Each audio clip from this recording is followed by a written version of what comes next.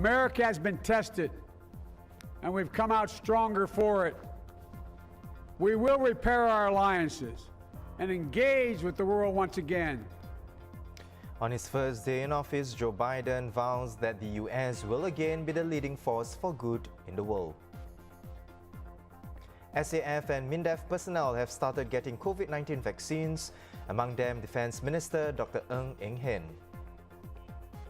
And peanut, red bean or coconut? Well, we'll try out old school pancakes that come with a twist. Good evening, you're watching The Big Story, coming to you live from the Straits Times newsroom. I'm Haryanto Diman. You can subscribe to the Straits Times channel so you never miss a single episode. Well, newly minted President Joe Biden wasted no time in getting to work on his first day in office, signing 17 executive orders shortly after stepping into the White House. Mr. Biden's executive actions include measures to rejoin the Paris Agreement on climate change, stop his predecessor Donald Trump's construction of the border wall, and mandate the wearing of face masks on federal property. Earlier in the day, Mr. Biden was sworn in as the 46th US president to take charge of a deeply divided country reeling from the coronavirus pandemic. His number two, Kamala Harris, made history as the first woman and first person of color with Indian and Jamaican heritage to be sworn in as vice president. In his inaugural address, Mr. Biden urged for unity in the country and spoke of America's role on the world stage. So here's my message to those beyond our borders. America has been tested, and we've come out stronger for it. We will repair our alliances and engage with the world once again, not to meet yesterday's challenges, but today's and tomorrow's challenges. And we'll lead not merely by the example of our power, but by the power of our example. President Biden's inaugural speech is where we'll start our discussion with the Straits Times' foreign editor, Bhagya Srigareka. Bhagya, what were your main takeaways from Mr. Biden's inaugural address in terms of what he said, but also the shift in spirit, tone or message from Trump's speech 4 years ago? Well, a couple of things really stood out. First, in Biden's speech, there was this clear sense of crisis. There is the pandemic that he has to deal with, the economic downturn, and also the sense that he needs to restore, the shine, America's shine in the world. The second thing I would say is this Biden's message, his repeated calls for unity throughout the speech. The November election, as we've discussed here on TBS a couple of times, it was quite bitter and it left the country very divided. So Mr. Biden, you saw, made a lot of emotive appeals to Americans to come together.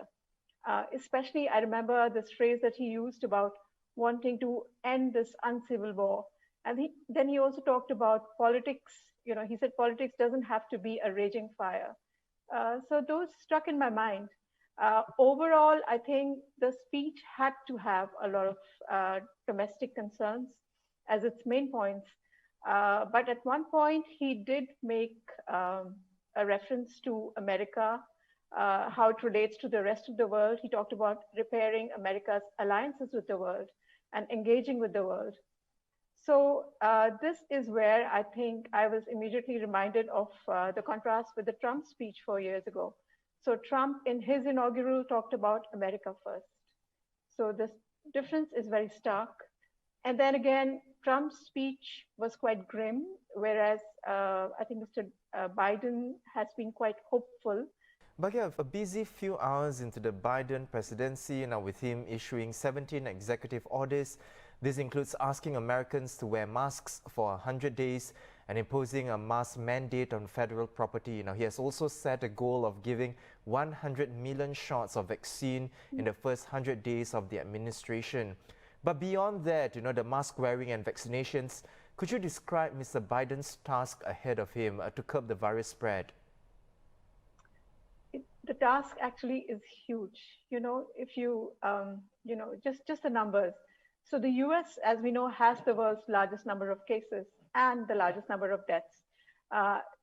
Of some 96 million cases in the world right now, 24 million are in the US. This week, the US passed the milestone of 400,000 COVID deaths. And in his speech, you heard Mr. Biden call for a moment of silence for the victims. So I think the magnitude of challenge is quite clear.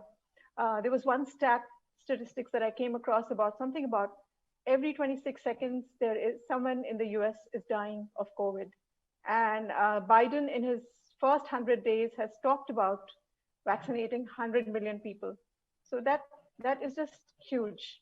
I mean, we have to see how he does it, but he has appointed people who will be in charge of this. He is mobilizing all kinds of effort. He's making sure enough money flows into the process.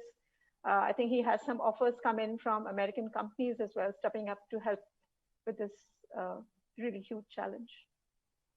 And on a related note, Bhagya, Mr. Biden also signed an executive order to stop the US's withdrawal from the World Health Organization. How will this help in the US's fight against COVID-19? Well, first of all, what this does is it allows the US to re-engage with WHO. You know, under Mr. Trump, when the world's most powerful nation is outside the World Health Organization, I mean, it's mind-boggling. You know, WHO is the premier organization for public health issues across the world. And, you know, it makes a lot of sense for the US to be part of it. COVID is a common threat. You can't conquer it by just yourself alone, not even by closing all your borders, because you have to relate with the world. And that's why WHO being a key part of, you know, aligning the world together to face this common challenge is a big piece in Mr. Biden's, you know, domestic fight against COVID as well. Right. But you're still on Mr. Biden's executive orders as well as reversing Trump's policies. Now, 9 of the president's first executive orders directly reverse Trump's policies, like the US rejoining the Paris Climate Accord. This was an expected move, but how significant is it? If anything, does it signal a return to policies that are based on science? Yeah, so, you know, Mr. Biden's action on the Paris Accord is very welcome and very significant. So as we know, the Paris Accord is about how to limit global warming by curbing the greenhouse gases, the emissions that cause it. And so what Biden does with this step is that he is putting the US on a path to reach net zero greenhouse gas emissions by 2050. This is, as the other countries are doing the same, they all have their own timetables. But the idea is that everybody is joined in this fight. And for the US itself, it's going to mean some pretty dramatic changes, you know, in their own energy policy. They have to tinker with things to make sure that in the end, there are no emissions from, you know, using coal or gas or oil. So pretty big changes there. And as you say, it is a return to science. So one of the criticisms against the Trump administration was that it was making policies which did not stand up to scientific scrutiny. So quite a few, there was this strand which seemed to have the president's ear or some kind of policy-making influence which denied climate change altogether and did not rate it as a big threat, called it a conspiracy even. So in that sense, it's a definite return to you know, a science-based policy. Right. Bhagya, just to round up our discussion today, I want to focus on Mr. Biden himself. Now, he has referred to himself as a transition candidate, acting as a bridge to a younger generation of leadership. What do you think a Biden presidency will look like, especially with Kamala Harris as his VP? So about the transition candidate, you know, he is 78, the oldest American president to take office. So given the age, it is a bit unlikely that there's going to be a second Biden term. So therefore, you know, during his presidency, the Democrats will have to come up with a leader. So in that sense, he's transitional. You know, as his vice president, you mentioned Kamala Harris. She could be that leader. It remains to be seen. She is the first woman vice president of the US, the first African American in this post, and also the first Asian American. There are a lot of other Biden team members who are also diverse. You have an Asian American in his top trade official, Catherine Tai. So her parents were born in China and they moved to Taiwan before they came to the US. His nominee for the defense secretary, he's an African American, the first, if he gets the job, the first to be the first Black defense secretary for the US.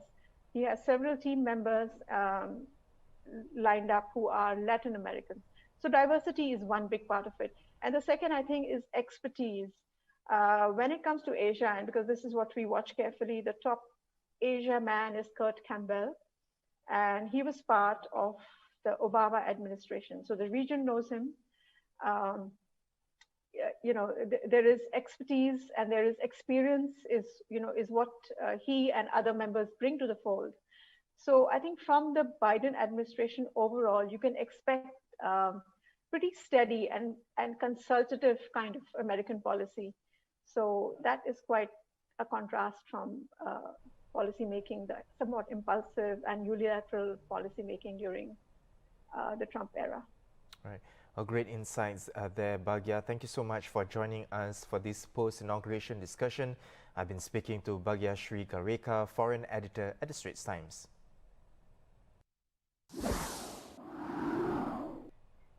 Meanwhile, world leaders, including Singapore's Prime Minister Lee Hsien Loong, have offered their congratulations to new US President.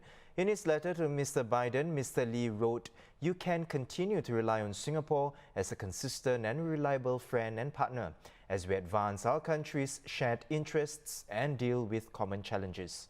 Now, wishing Mr. Biden well, Canadian Prime Minister Justin Trudeau said that the two countries have tackled some of history's greatest challenges together. And the White House announced that President Biden's first call to a foreign leader will be to Mr. Trudeau on Friday. And China's Foreign Ministry spokesperson Hua Chunying said yesterday that the Biden administration should look at China rationally and objectively, meet China halfway and push relations back on the right track.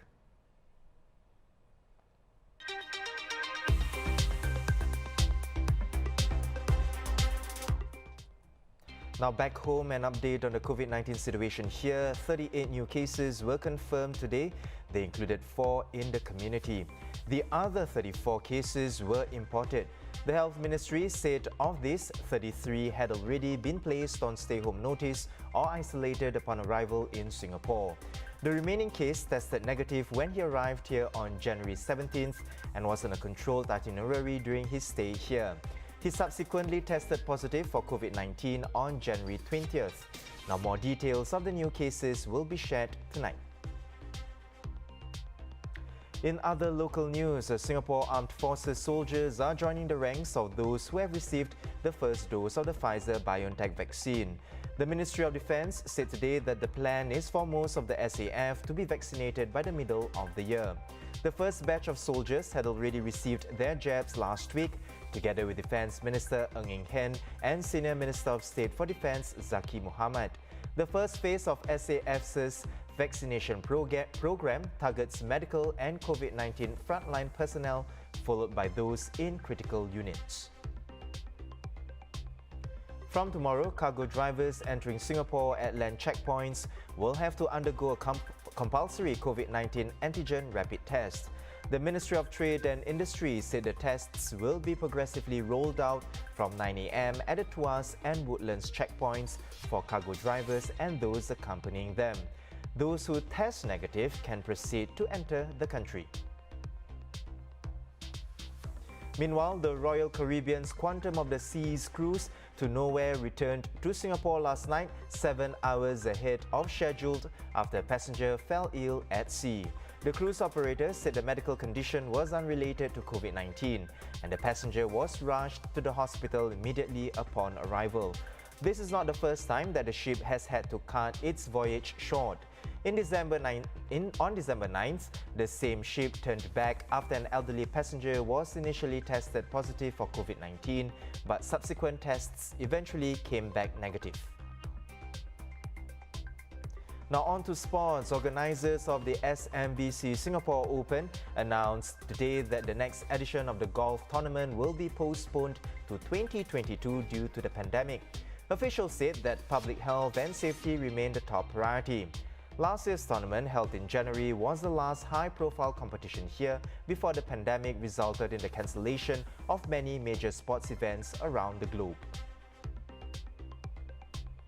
Meanwhile, the tennis ATP 250 tournament will still go as planned from February 22nd to 28th, with Singapore playing host.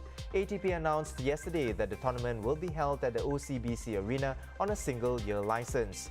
Sports Singapore said it will work with the Singapore Tennis Association, the Singapore Tourism Board and the Singapore Sports Hub to ensure strict implementation of safe management measures.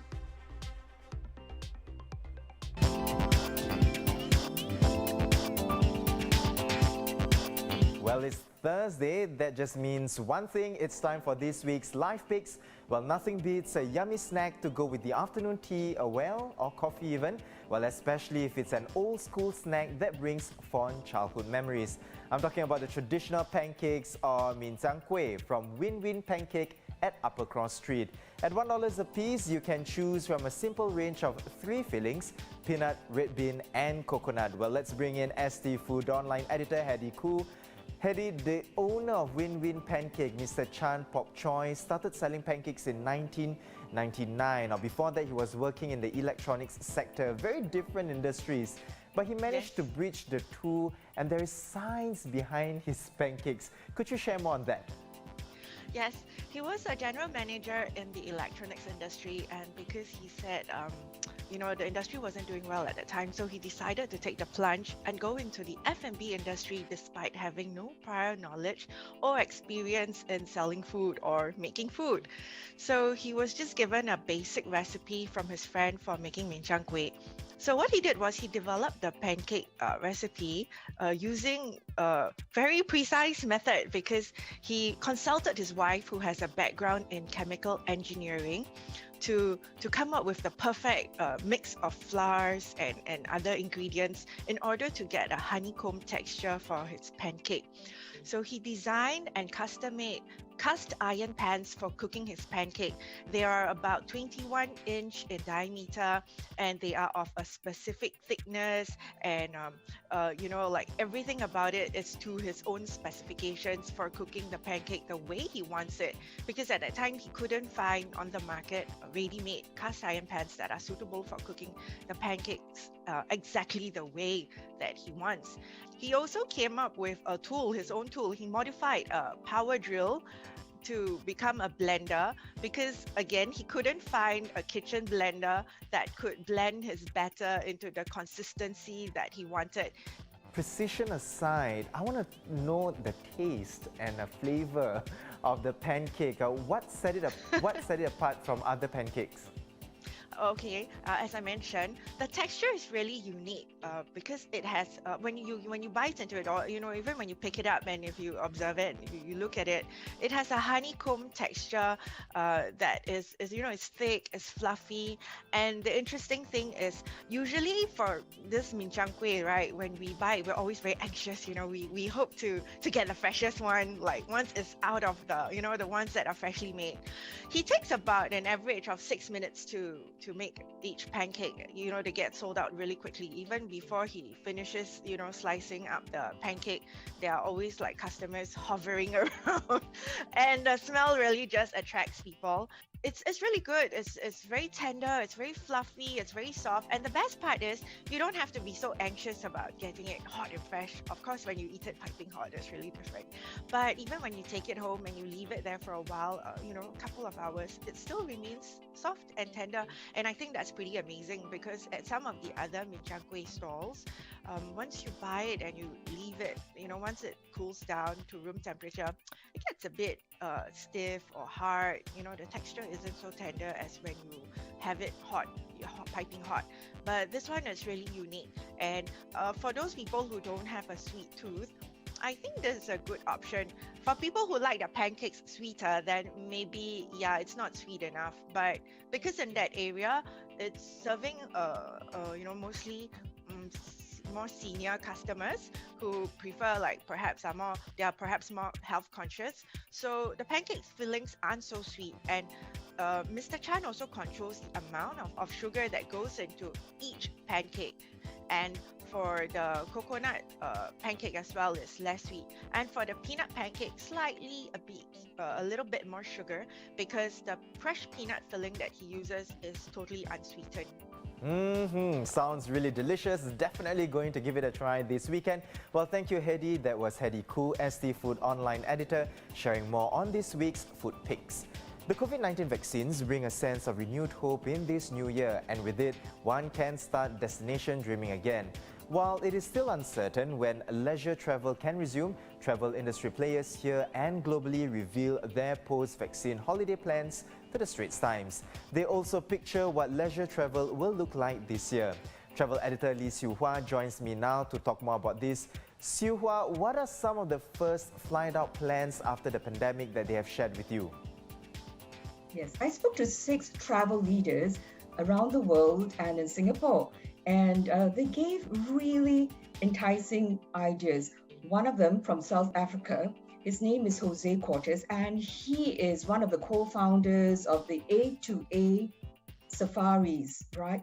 And they design bespoke luxury safaris. And he said he's been stuck in South Africa, in Cape Town, so he wants to go to another continent, and that's Brazil. When you think about Brazil, we always think about the Amazon. He had a different idea. Brazil's Pantanal wetlands, that's where some of the best viewings of big cats are, jaguars especially. Lots of colorful, but life abounds also, strange animals. So I guess the whole idea is really to escape into nature, to see, to get wind in our faces, to see big skies, to have lots of fresh air. So, and at the same time experience a new territory like Brazil's Pantanal wetlands, which is slightly less known than all the glories of African safaris, but definitely a place to dream about. Another travel leader, Tamara Lohan, CEO of Mr. and Mrs. Smith, the boutique hotel booking platform. She has been locked down in London, and she calls it dreary London, for much of last year. So her plan is to escape to sunny places like Tuscany in Italy or the Maldives. So I guess that's another tip for all of us. You know, we think, what is it we want, or the opposite of Singapore? So in her case, she is thinking of a restored castle in Tuscany. Travel leaders talking about the first flight out, they want escapism, wellness, lots of nature if possible. So these would be some of the, as we spend a few more months perhaps in Singapore, not traveling until journeys become possible, we can go destination dreaming any part of the world. Definitely going to add those destinations to my holiday list. Thank you, Siew Hua. That was travel editor Lee Siew Hua. And lastly, if you've no big plans this weekend and decided to stay in, which I probably will be, turn on your telly and get comfy on the couch with our TV picks this week. Journalist Jan Lee is here with her recommendations. So Jan, you have 2 shows for us this week. One is Korean and the other is French. Now, both very different genre. Let's talk about the Korean show first. Tell us more. Okay, so it's Yoon's Day. It's on View, it's on TVN, you can find it. So it's like in its 3rd season. It was originally called Yoon's Kitchen, and it was about like this South Korean actress, Yoon Jong, and she would take like a team of actors and actresses overseas with her to start a restaurant, and it was very popular. And it's by a very, very famous variety show producer, Na Young-sok, who you would know from he did New Journey to the West, Grandpa's Over Flowers. So he's a very famous variety show producer in South Korea. But because this year, due to COVID, they cannot fly overseas to start a restaurant, right? So instead, they are staying in South Korea and running a homestay experience in a traditional Korean house called a hanok. So this season, it has the returning castmates from season 2, like actor Lee Siew Hua, actress Jang Yumi, actor Park Seo Joon from Itaewon Class, and new addition Choi Wook-sik from Parasite.